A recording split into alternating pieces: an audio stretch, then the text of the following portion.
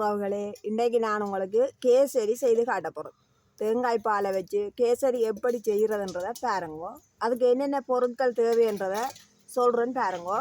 தேங்காய் பால் எடுத்து வச்சுருக்கிறேன் சரிதானே. அடுத்தது சீனி எடுத்து வச்சுருக்கிறேன் 500 கிராம் அளவுக்கு. அதே மாதிரி ரவை எடுத்து வச்சுருக்கிறேன் 500 கிராம். காஜு எடுத்து வச்சுருக்கிறேன் 100 கிராம். ஃபுட் கலர் எடுத்து வச்சுக்கிறேன் தேவையான அளவு. ஏலக்காய் ஒரு 7 ஏலக்காய் இருக்கும், பிடிச்சு பொடியாக எடுத்து வச்சுருக்கிறேன். நெய் எடுத்து வச்சுருக்கிறேன். இப்போ பார்த்தீங்கன்னா முதல்ல என்ன செய்ய போகிறோம்ன்றதை தொடர்ந்து வீடியோ பாருங்க, இப்படி செய்கிறதுன்றதை காட்டுறோம். இப்போ நாங்கள் அடுப்பில் தாச்சியை வைப்போம். இந்த சட்டி சூடாகட்டும். இப்போ சட்டி சூடாகிட்டுது, கொஞ்சமாக நெய் விடுவோம்.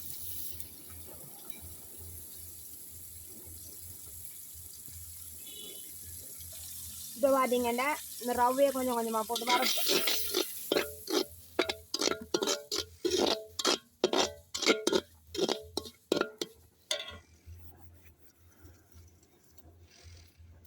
இப்போ நெய்யுக்குள்ளே உடனே போட்டபடியே அப்படி கட்டி கட்டியாக தான் இருக்கும். இதை நாங்கள் வறுக்க தான் உறுதியாக வரும். அது வரையும் நாங்கள் 4 நிமிஷம் அளவுக்கு வறுத்தெடுப்போம்.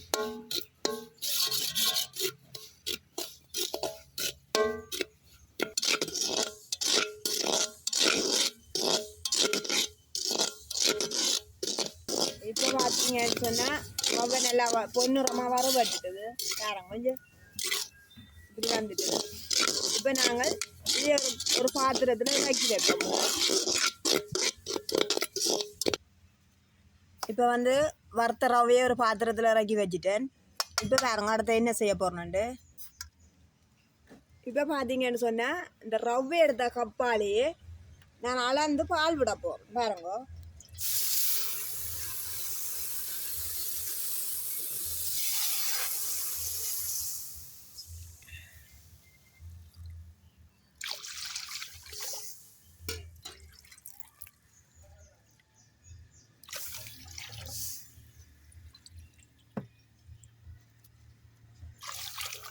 மூன்றரை கப் பால் விட்டுருக்குறேன். இந்த ரவை எடுத்த கப்பால் 3.5 விட்டுருக்குறேன். இப்போ இந்த நாங்கள் விட்ட தேங்காய் பால் மாதிரி சூடாக்குவோம்.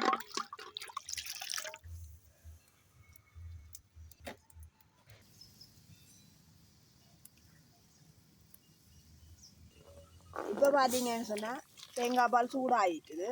நான் இந்த வறுத்த எடுத்து வச்சு இந்த ரவையை இதுக்கு போட போகிறேன். கொஞ்சம் கொஞ்சமாக போட்டு கிளறுவோம். இதே போடக்கூடாது, கட்டி ஆகிட்டு.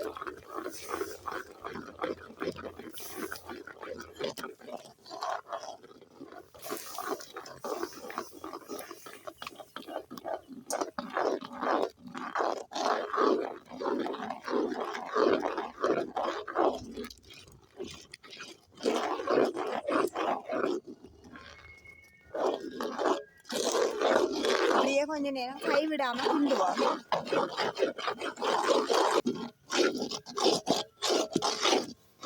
இப்போ பார்த்தீங்கன்னு சொன்னால் பாலை வந்து இழுத்துட்டுது.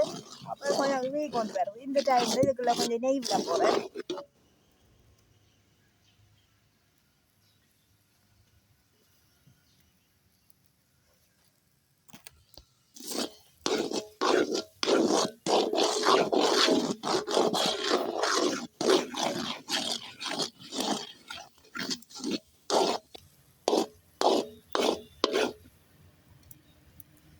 இப்படியே கொஞ்சம் கொஞ்சமாக நெய்யை ஊற்றி கிண்டுவோம்.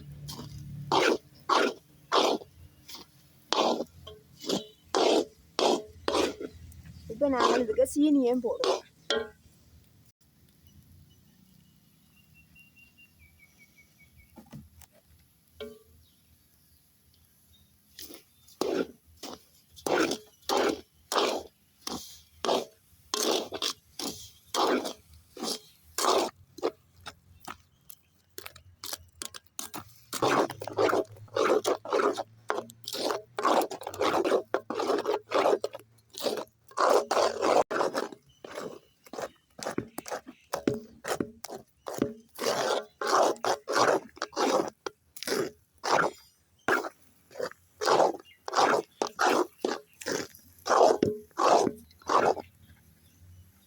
சீனியும் போட்டுட்டோம்.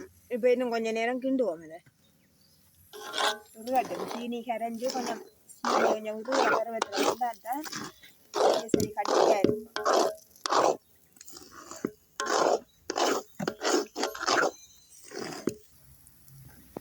இப்போ பார்த்தீங்கன்னு சொன்னால் கலர் விட போகிறோம். நான் எடுத்து வச்சுருந்தா கேசரிக்குரிய கலர்.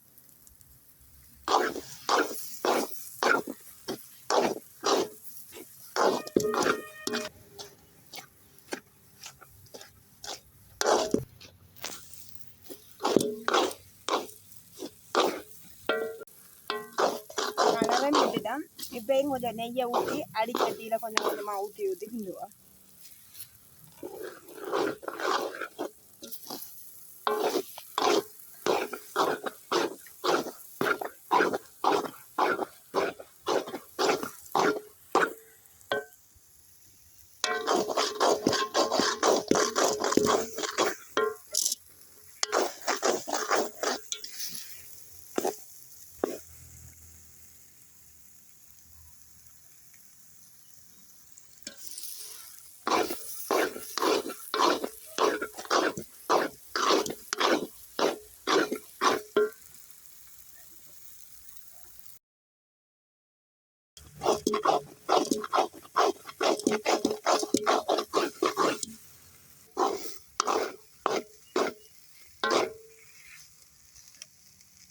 இப்போ நாங்கள் வறுத்து தான் எடுத்து வச்சுருந்தோம் நாங்கள் இந்த கஜு. இப்போ அதையும் போடுவோம்.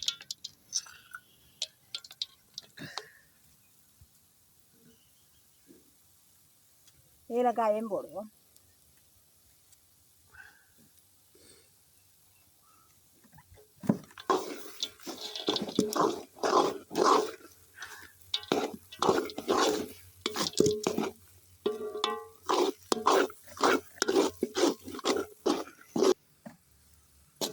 இப்போ ஓகே பாருங்க, எங்களுக்கு கேசரி ரெடி ஆகிட்டு இப்போ நாங்கள் இறக்கி இந்த தட்டில் ஊற்றுவோம். வாங்க பார்ப்போம். இப்போ நான் பாத்திரம் ஒன்றில் நெய் தடவி வச்சிருக்கிறேன். அதில் தான் இறக்க போகிறேன்னு.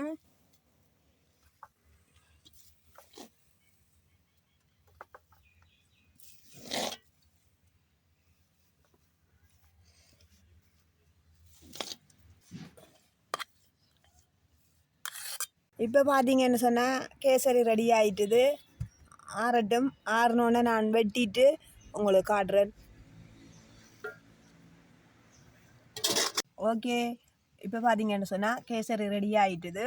இங்கே பாருங்க எவ்வளோ சாஃப்டாக கேசரி வந்திருக்கு. நல்ல சாஃப்டாக இருக்குது, நல்ல வடிவாக வந்திருக்கு, அதே நேரம் டேஸ்ட்டாகவும் இருக்குது. நீங்களும் செய்து சாப்பிட்டு பாருங்க. பிடிச்சிருந்தா எனக்கு லைக் பண்ணி சப்போர்ட் பண்ணுங்க. பாய் பாய்.